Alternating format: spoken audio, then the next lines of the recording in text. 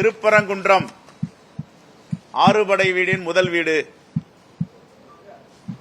இப்பொழுது அயோத்தியில் கலவரத்தை முடித்தவர்கள், அயோத்தியில் நாடாளுமன்ற தேர்தலில் படுதோல்வி அடைந்தவர்கள், அந்த கூட்டம் இப்பொழுது ஆறுபடை வீடான முதல் வீடு திருப்பரங்குன்றத்தில் தன்னுடைய கலகத்தை செய்ய ஆரம்பித்திருக்கிறது.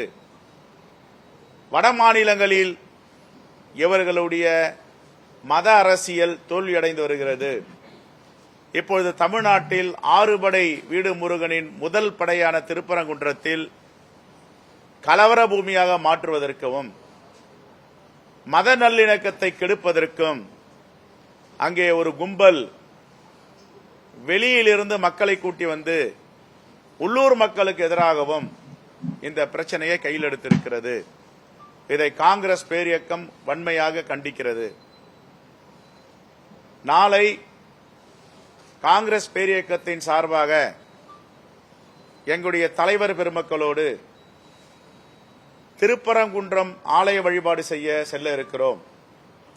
அதே நேரத்தில் சிக்கந்தர் பாதுஷாவையும் வழிபட இருக்கிறோம்.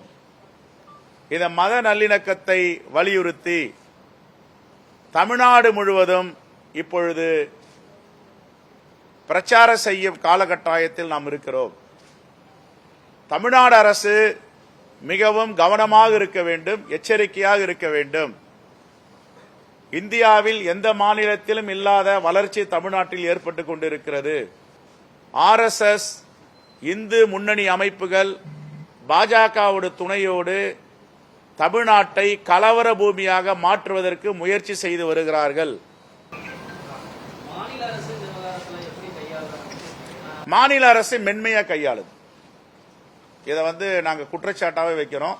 இப்படி தீய சக்திகளுக்கு மென்மையாக காட்டக்கூடாது. பல இடங்கள்ல அயோத்தி மண்டபம் விவகாரமாகட்டும், தஞ்சை நிகழ்ச்சியாகட்டும், தொடர்ந்து ஒரு ஜனநாயகத்தை கடைபிடிக்க வேண்டும். ஜனநாயகத்தின் மீது நம்பிக்கை வைத்துள்ளவர் நம்முடைய மாண்புமிகு முதலமைச்சர். இவர்களுக்கு எதுக்கு மென்மையாக போக்கை காட்டணும்? மத கலவரத்தை தூண்டுகிறார்கள், சாதி கலவரத்தை தூண்டுகிறார்கள், அவங்க கிட்ட என்ன மென்மையான போக்கு தேவை இருக்கு?